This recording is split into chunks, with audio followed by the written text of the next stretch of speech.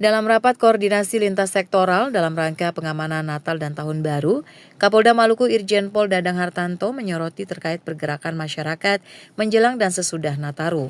Menurutnya, Maluku lebih dominan menggunakan transportasi laut, sehingga transportasi laut menjadi perhatian.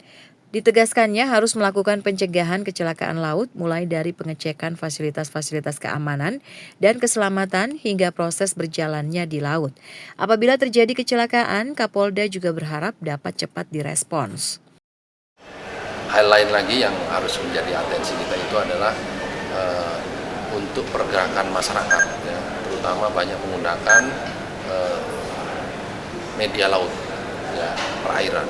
Nah ini kita harus melakukan pencegahan, ya, mulai dari bagaimana kita mengecek fasilitas-fasilitas keamanan dan keselamatan hingga proses, ya, berjalannya di laut.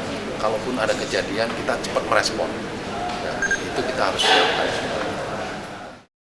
Selain itu juga yang perlu diantisipasi lagi yaitu masalah petasan. Kapolda mengingatkan masyarakat khususnya para orang tua agar memperhatikan anak-anak tidak bermain petasan maupun juga penggunaan petasan yang berbahaya bagi keselamatan warga sendiri. Christine Sipahelut Kurniawan melaporkan.